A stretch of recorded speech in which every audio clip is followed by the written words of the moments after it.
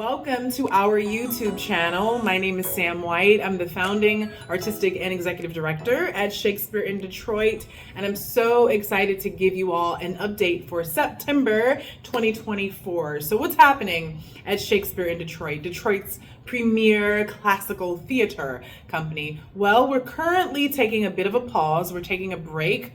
Why? Why is Shakespeare in Detroit taking a break? Well, we're taking a break so that we can focus on three things: our strategic planning, our sustainability plan, and also operational details at Shakespeare in Detroit. We need to pause to make sure that we do those three things and we do them well and efficiently. So we're not programming our STEAM program, which is our youth educational program that happens in schools this fall. We're not doing any special events.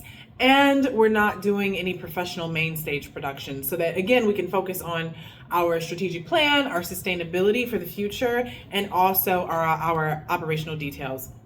So what are operational details? Well, Shakespeare in Detroit has moved. We've moved out of the Madam Cadillac building here at Mary Grove. We're still on campus, but now we're inside of the Liberal Arts building, which is really cool because we have more space than ever. We've actually tripled the space that we had in the Madam Cadillac building, and we have much larger, beautiful spaces here in the Liberal Arts building. So we have a new office and we have a new costume shop here in the Liberal Arts building. Things are still in boxes around here, which is why I'm sitting in this cute little corner in the office. But I'll be excited to give you all a tour of the two new spaces in the near future. So stay tuned for that.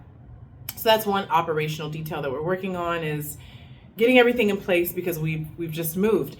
The other thing that we're focused on at Shakespeare in Detroit is creating a team that has the skill set, that has the tools, that has the information, that has all of the things that we need to make sure that the theater company runs efficiently and effectively as we move into the future. We've had so many amazing, incredible people work with the company over the years, and now it's time to invite some new energy into our world to make sure that the company stays relevant, to make sure that there's new ideas, to make sure that we're being really strategic about how we want to impact our communities, what we want to program, and making sure that I have the space as the founder and as the lead administrator to really plan for the future. And so we need a new team, new energy, new administrators and artists to come in and work with some familiar faces as well, who you may have seen or know from Shakespeare in Detroit's past,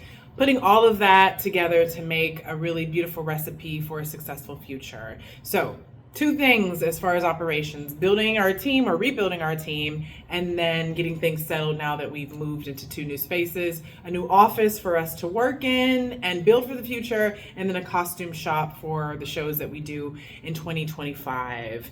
We'll be back in classrooms for the winter semester, which is really exciting. So more on that very soon. And we'll also have a couple of announcements as far as the youth production that we'll be focused on for our summer conservatory. And then we'll also have a professional production. Very excited for that in 2025. So we're at a bit of a pause right now for good reason, because we want to be a healthy theater company from the inside out. We don't want to, acquire too much debt. We don't want to have a team that's in flux. We want to have our house in order so that we can be even more effective, even more impactful, even more professional, even more excellent. And excellence starts not from the outside in, but from the inside out. So I'm really excited for the future, and I hope you are too. Stay tuned to this YouTube channel to, keep in touch and learn all the things that are coming down the pike for Shakespeare in Detroit. A lot of times I also, because I'm the founder and we've been on YouTube for 10 years, it's really been important, I think, to also share parts of my journey with you all as the person leading Shakespeare in Detroit currently. Of course, one day there'll be someone else in my place, but for now, I'm so excited to continue to forge ahead and lead this amazing pioneering theater company and nonprofit organization. But I like to keep things personal sometimes because it is personal. It is a personal journey. Art is personal. It's it personally impacts people, you know, the way that it touches us, the way that it moves us, the way that it inspires us to aspire, you know, it's all very personal. And so a personal detail about me is that I will be headed to San Diego, California very soon to work again with the Shiley MFA program, which is the master's program via the Old Globe in San Diego. I'll be directing Henry VIII, which I'm really, really excited about, with their student actors, amazing actors. They usually have some really beautiful seasons. They have a gorgeous season this year, which includes Henry VIII, which I'm really excited about because it's rarely done. You know, nobody does Henry VIII. No one really directs, produces Henry VIII. So I feel so honored, and I'm so grateful to the Oak Globe for inviting me back to direct this wonderful, historically based play by William Shakespeare. I was there in 2020. I directed A Midsummer Night's Dream. That was a digital production. I'm so proud of what we did during that time, and I'm even more excited to come back and be able to work in person now that you know, we're in a place in the last 4 years where we can rehearse together in person. So I'll be doing that this fall. And I'm excited too. I'm taking nowadays a little bit more time for my own personal rest and restoration and replenishment.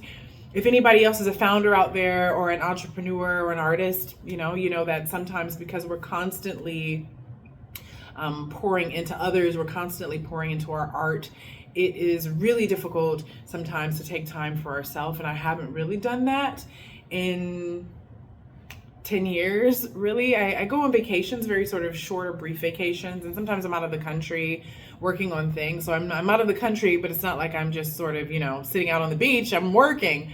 So this is the first time where I'm taking really intentional days, you know, a day here, a day there, 2 days here, 2 days there, to really breathe more deep, rest, read books, you know, read non-Shakespeare books, hang out with my family, talk to my friends and my loved ones, hang out with my pet, my cat, Sabrina. It's been really great to do that, so that when Shakespeare in Detroit comes back, I have the energy, the inspiration, and the endurance, right, to really be able to be the kind of leader that I've always aspired to be, an impactful one, a kind one, a one who really makes a difference in the city that she was born and raised in, Detroit. So that's an update. That's the update for Shakespeare in Detroit.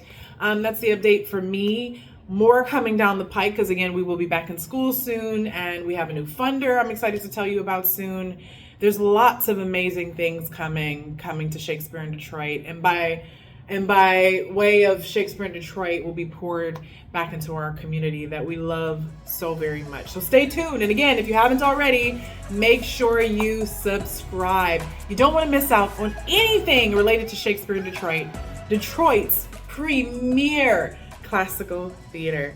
I'll talk to you soon. Bye.